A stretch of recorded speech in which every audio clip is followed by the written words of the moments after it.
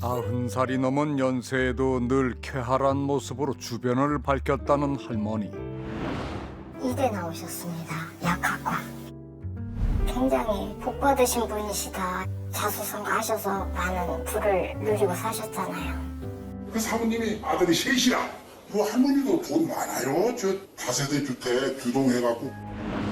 하지만 얼마 전 할머니에 관한 안타까운 소식이 전해졌다고 합니다.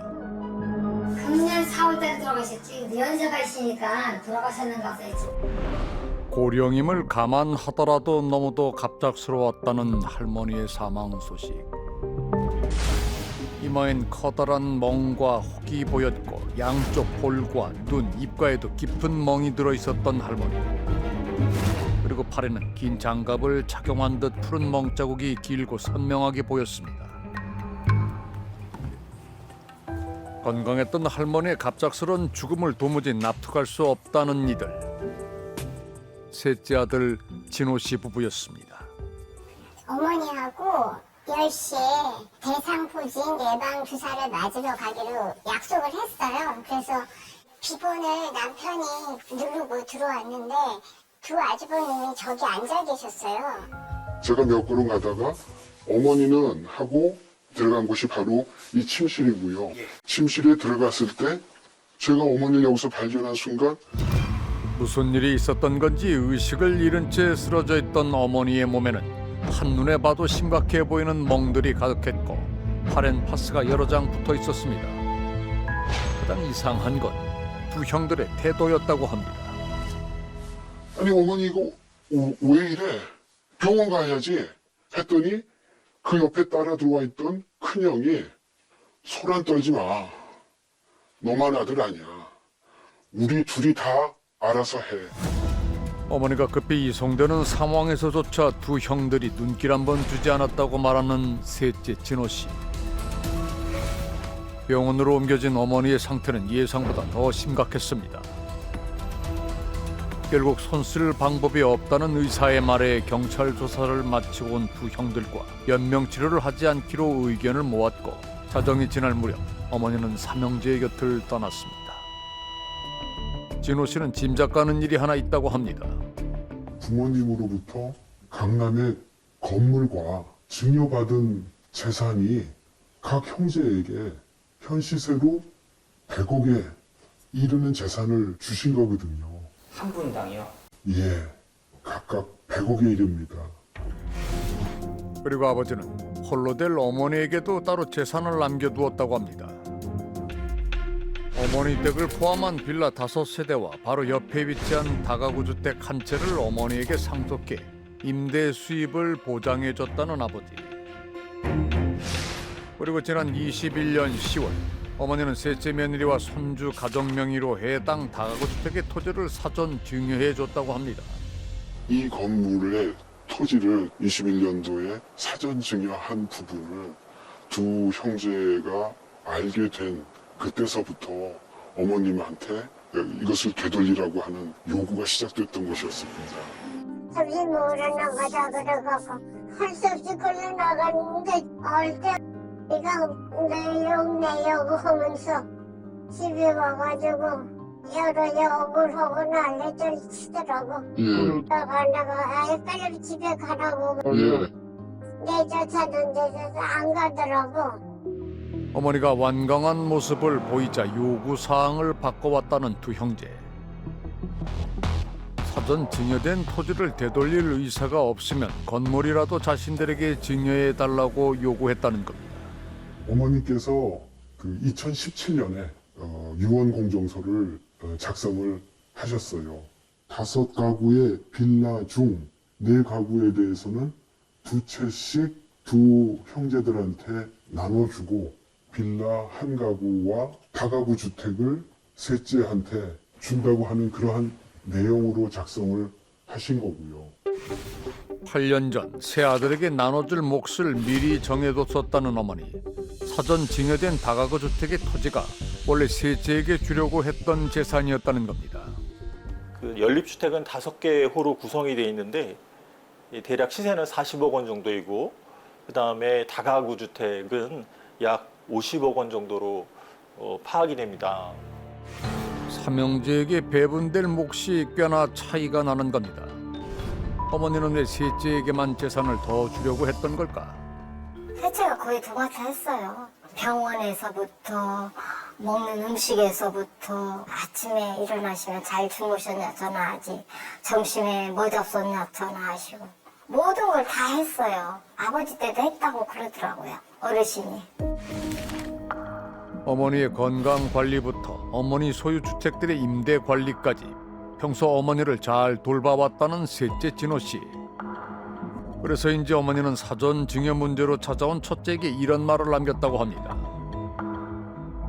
내가 너 4년 5년 안 찾아오다가 뭐 입이 길어나니까 내가 시꺼먼 거 아니냐고. 이 5개월이 넘는 시간이 지난 올해 4월 8일 어머니는 두 형제와 함께 있던 집에서 심각한 외상을 입고 사망했습니다. 현재 첫째와 둘째는 구속된 상황. 그 피디님이신가요? 아, 네, 변호하고 계시는 변호인 분이세요? 네네. 그동안에 그 언론에 왜곡된 보도로 인해서 사모님들이 되게 힘들어 하시는 그런 상황이었는데, 저희로서는 오히려 셋째 사람이 진짜 재산 욕심이 있기 때문에 이렇게 방송적으로 연결하지 않나, 이런 의심이 들 수밖에 없는 상황입니다. 그간 셋째 진호 씨의 일방적인 주장으로 가족들이 힘들어했다는 두 형제의 변호인. 셋째 분이 일부 재산에 대해서 예. 사전 증여로서 어머니한테서 네. 자기 와이프와 자기 며느리한테 증여를 한 것으로서 예. 등기를 돌려놨어요. 예, 예. 막내한테도 아니고 이혼하면은 남남인 예. 며느리와 예. 손주 며느리한테 왜 어머니 주셨냐, 이건 안 된다, 아버지 뜻과도 다르다, 예, 예. 네, 이 말씀을 드린 거예요. 그렇다면 어머니 몸에 남은 상처들은 어떻게 생기게 된 걸까? 어머니의 진료 기록에도 치매가 있었다. 그리고 씨 같은 경우도 올해 1월 달부터는 굉장히 이제 치매가 심해져서 일반인과 이제 대화를 나누는 과정에서도 굉장히 어렵고요. 두 분이 이제 말씀을 나누는 과정에서 여러 가지로 어머니가 막 흥분하셔가지고 첫째 분을 때리고, 식탁에 있어가지고 그 머리를 찌시기 때문에 어머니 그러지 마세요라고 이렇게 제지를 하고 하는 그런 과정에서 몸에 접촉이 있었기는 한데, 이게 상해의 정도는 분명히 아니었다는 거예요. 사망의 원인이 되었던 심각한 머리 손상 또한 어머니의 자해 때문인 걸까? 이분의 경우에는 머리에 일부 그 피부 까짐이 보였고, 그리고 이제 이마부터 정수리 지나서 이제 뒤통수까지 좀 광범위하게 두피 하출혈이 있었고요. 식탁에 찢는다라든가 그런 식의 자해만으로 생기기는 어려울 것으로 생각이 되어서 타인에 의한 외력이 가해졌을 가능성이 조금 더 높다고 보고 있습니다. 변호인은 제작진에게 어머니와 첫째가 치매에 걸렸기 때문에 서로 소통이 어려워 벌어진 사고라고 주장한 바 있습니다. 어느 병원에서도 어머니가 치매 진단을 받으신 적도 없고 치매 약을 드신 적도 없어요. 왜냐면 저희가 봤을 때 어머니 너무 정상이셨으니까. 하지만 변호인은 어머니가 치매 확진을 받았다고 주장했었습니다. 실제로 작년 8월 치매 위험도를 평가하기 위한 자가진단 설문지에서 정밀검사를 요하는 6점 이상의 점수를 받았던 어머니. 보험공단에 제출하기 위한 의사소견서에서도 기억력에 경미한 장애가 있다는 소견을 받았습니다. 이 두 가지 서류로 어머니를 치매로 볼 수 있는 걸까? 이 KDSQ라는 검사만 가지고 이 사람이 치매라고 판단을 하는 사람은 없어요.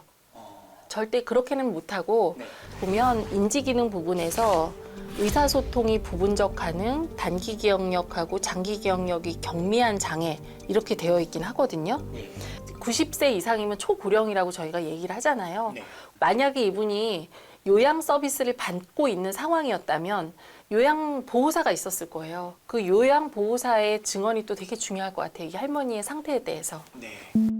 그렇다면 일주일에 6일간 하루에 3시간씩 매일같이 어머니를 돌봐왔던 요양보호사의 생각은 어떨까? 어머니가 치매가 있다고도 하던데. 치매 없어요. 확실히 없어요, 그건.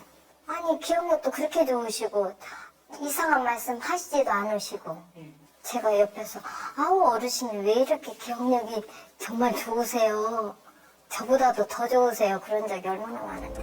그렇다면 어머니의 연명 치료를 하지 않기로 합의한 직후 셋째에게 죽기 살기로 싸워보자고 얘기한 이유는 뭘까? 상속재산 분할 아마 심판을 했을 거예요. 상속재산 분할 청구는 뭐냐면 사전증여재산 말고 남은 재산들 있잖아요.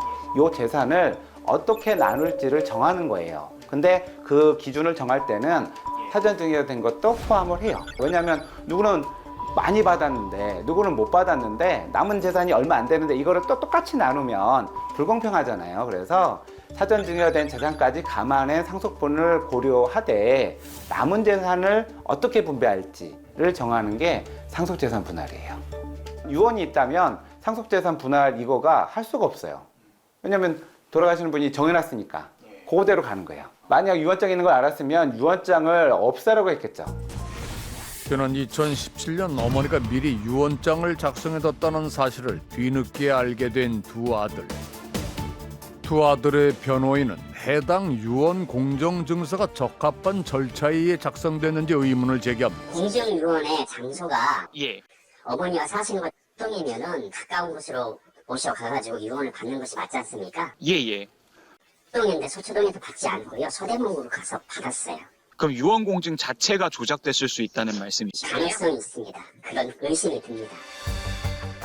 가능한 일일까? 우리는 한 공증인에게 유언 공증이 조작될 가능성이 있는지 물었습니다. 어머니 없이 공증을 했다면 진짜 공정증서 원본 부실이 제재인데 자산가액이 1,000억이 돼도 공증료는 300만 원으로 금액이 한정이 돼 있습니다. 근데 어느 공증인이 300만 원 벌자고 그거를 형사범죄를 감수하고 그거는 좀 상상하기 힘들죠. 유언 공증의 조작 가능성에 대해 셋째 아들은 어떻게 생각할까? 아닙니다. 절대. 그 유언장도 그 어머님 약대 동창분들을 통해서 이제 알게 되신 것들이거든요. 존속상해치사와 노인복지법 위반으로 1심 재판을 받고 있는 그들의 혐의가 입증된다면 두 사람에게 약속된 상속분은 어떻게 되는 건지 알고 싶어집니다. 첫째, 둘째가 만약 어머니를 다치게 해서 돌아가시게 하면 그거는 상속권이 박탈이 돼요. 천사조 2호를 보면 고의로 직계존속 피상속인과 그 배우자에게 상해를 가하여 사망에 이르게 한 자. 그래서 상해죄가 되면 고의가 있는 거기 때문에 유죄가 되면 상속 결격이 되고 배우자 자식들이 있다면 그 밑으로 내려가요. 만약 두 아들에게 무죄 판결이 난다면 어떻게 될까? 근데 이제 무죄가 난다 그러면 여기에 해당되진 않잖아요. 사망에 이르게 한 거 말고 다른 어떤 폐륜행위들이 증명이 됐다고 하면 현재 우리 민법사항으로는 뭐 유류분 결격 사유는 아니고요. 작년 4월 헌법재판소는 폐륜 행위를 저지른 상속인에게 유류분 상실 사유를 규정하지 않는 조항에 대해 위헌 결정을 내렸습니다. 피상속인을 장기간 유기하거나 정신적, 신체적으로 학대하는 등 폐륜적인 행위를 일삼은 상속인의 유류분을 인정하는 것은 일반 국민의 법 감정과 상식에 반한다고 할 것입니다. 동시에 유류분 산정의 특정인의 기여분을 고려하지 않는 조항에 대해서도 헌법 불합치 판단을 내렸습니다. 지금 우리나라 상속제도에서 유류분 같은 경우는 실제로 폐류나 그리고 또 학대를 했던 부모들에게도 다 인정이 되고 있습니다. 그래서 그 사람들의 유류분은 박탈해야 된다는 것이 주요 내용이라고 할 수 있고요. 작년 6월 유류분 관련 개정안을 발의했던 백혜련 의원. 지금 법사위에 발의가 돼 있는데요. 아직까지 소위에서 논의가 되지는 못하고 있는 상황입니다. 가능하면 연내에 통과될 수 있도록 노력해 보겠습니다. 처음으로 맞이한 어머니 없는 명절을 단 둘이서만 보냈다는 진호 씨 부부는 여전히 어머니가 이곳에 계신다는 사실이 믿기지 않는다고 합니다. 나중에 세월이 흘러서 두 형들이 곁에 가게서 다시 만나게 되면 어머님은 언제나 그랬듯이 또다시 두 형제를 용서하실 겁니다. 그래서 판사님만큼은 부모님이 주신 그 두 팔로 저희 어머님한테 행한 그대로의 보응을 반드시 죗값으로 판사님이 심판해 주셨으면 좋겠습니다.